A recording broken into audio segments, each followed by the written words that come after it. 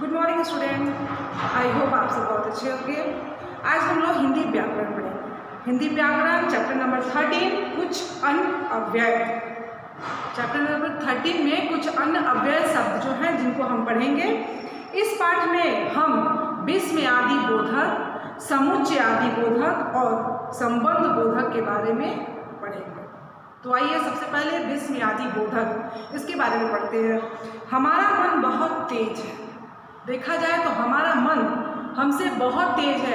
हम एक जगह बैठे रहते हैं और हमारा ध्यान यानी मन कहीं कहीं चला जाता है, किसी भी बारे में सोचने लगता है। तो हम एक जगह बैठे रहते हैं और हमारा ध्यान बहुत जगह बटा रहता है। इसमें तरह तरह के भाव आते हैं और हम जब सोचते हैं तो उसमें तरह तरह के भाव आते हैं। कभी हमें हर्ष होता है, कभी बहुत खुशी होती है, कभी बहुत दुख होता है और कभी बहुत सुख हो जाता है, आश्चर्य हो जाता है। कभी करुणा का तो कभी तृष्णा का भाव हमारे मन में आने लगता है। तो मन के भावों को प्रकट करने के लिए, अपने मन के भाव को प्रकट करने के लिए हम कुछ शब्दों का प्रयोग करते हैं। क्या करते हैं? अपने मन के भावों को प्रकट करने के लिए कुछ शब्दों का प्रयोग करते हैं। इन्हीं शब्दों को विस्मय आदि बोधक शब्द कहते हैं। किसे कहते हैं? तो हम अपने मन के भावों को प्रकट करने के लिए जिन शब्दों का प्रयोग करते हैं उसे हम विस्मय आदि बोधक शब्द कहते हैं। अब आओ कुछ विस्मय आदि बोधक शब्द देखें क्या होता है।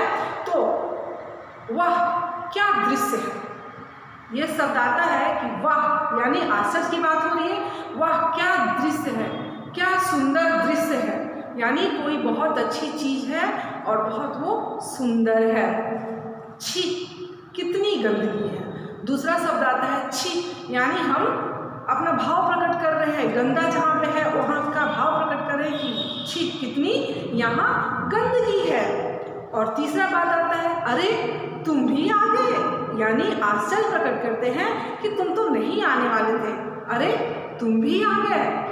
तो ऐसे जितने भी शब्द होते हैं यानी हम अपने मन के भाव को प्रकट करते हैं उसको विस्मय आदि बोधक शब्द कहते हैं। अब देखो पहला नंबर आता है कि शाबाश तुमने बहादुरी दिखाई। इस वाक्य में शाबाश तुमने बहादुरी दिखाई, इसमें क्या शब्द आता है? तो हर्ष, यानी शाबाश उसको खुशी जाहिर की जा रही है, हर्ष से उसको बोला जा रहा है कि तुमने बहादुरी दिखाई। दूसरा शब्द ओह टायर में पंचर हो गया, यानी यहाँ पे दुख का भाव बताया जा रहा है कि अरे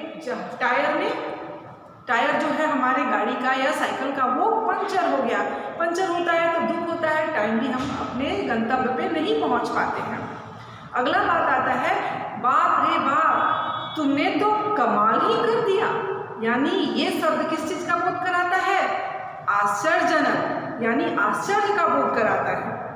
अगला है वाह कोई जवाब नहीं आपका, कोई जवाब नहीं आपका, इसमें भी हर्ष यानी खुशी जाहिर की जा रही है। छी गंदे कपड़े बीमार कर देंगे। अगला शब्द है, अगला वाक्य छी गंदे कपड़े बीमार कर देंगे। इसमें क्या किस चीज का बोध हो रहा है? तो इसमें घृणा का बोध हो रहा है। तो ये सारे शब्द क्या कहलाएं? यानी हम अपने मन के भाव को प्रकट करने के लिए जिन शब्दों का प्रयोग करते हैं उन्हें हम विस्मय आदि बोधक शब्द कहते हैं। अब आता है दूसरा समुच्चय बोधक। क्या आता है? समुच्चय बोधक शब्द। तो जो शब्द वाक्यों, शब्दों या वाक्यों के टुकड़ों को जोड़ने का काम करता है। किसको? तो जो शब्द शब्दों को, वाक्यों के टुकड़ों को जोड़ने का काम करता है उसे हम समुच्चय बोधक शब्द कहते हैं। जैसे चूहा और बिल्ली, यहाँ क्या है? चूहा और बिल्ली को जोड़ा गया, दोनों शब्दों को और लगा करके जोड़ा गया। चूहा बिल्ली नहीं, चूहा और बिल्ली, चूहा और बिल्ली लिखेंगे तो यहाँ पे किस चीज का बोध होता है? समुच्चय बोधक शब्द का बोध होता है।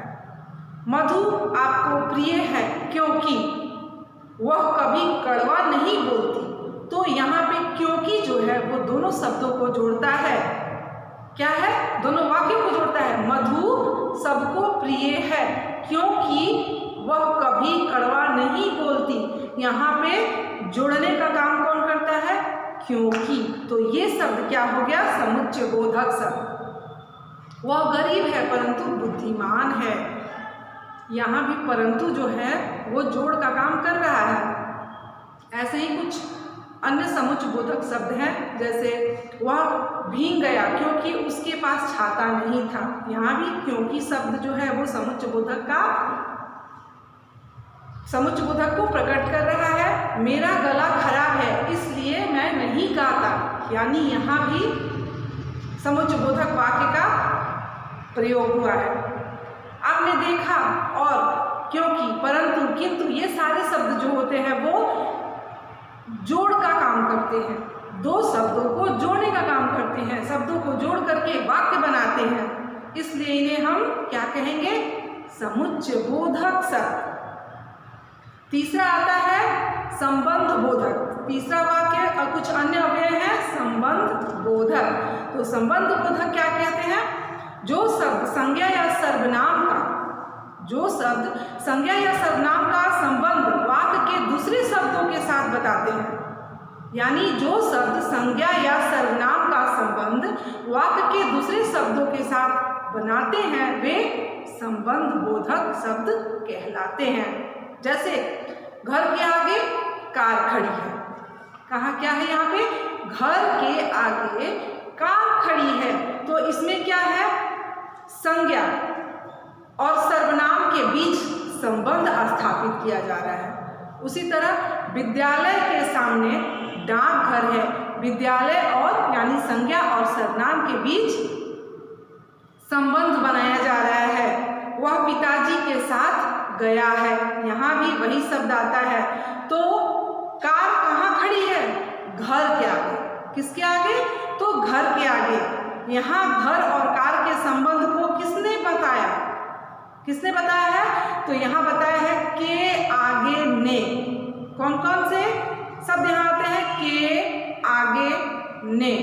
यानी इसी तरह विद्यालय के सामने विद्यालय और डाकघर ता के साथ वह और पिताजी का संबंध बता रहे हैं। कुछ अन्य शब्द ऐसे ही हैं कि आपके यहाँ कोई आया है। इसमें क्या है? के और यहाँ। कछुआ खरगोश से धीरे चलता है। यहाँ पे कौन सा शब्द आता है? से धीरे। तो ये जो भी शब्द आपको बताए गए ये सारे संबंध बोधक शब्द कहलाते हैं। यानी ये एक दूसरे का संबंध जोड़ते हैं। कौन से शब्द? के आगे ने, के यहाँ, से धीरे, के नीचे, के ऊपर, से ऊपर, ये सारे शब्द संबंध बोधक शब्द कहलाते हैं।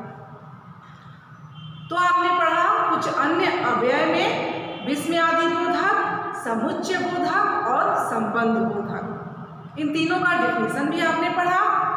आप इसको अच्छे से पढ़िएगा, याद कीजिएगा नेक्स्ट क्लास में। Thank you.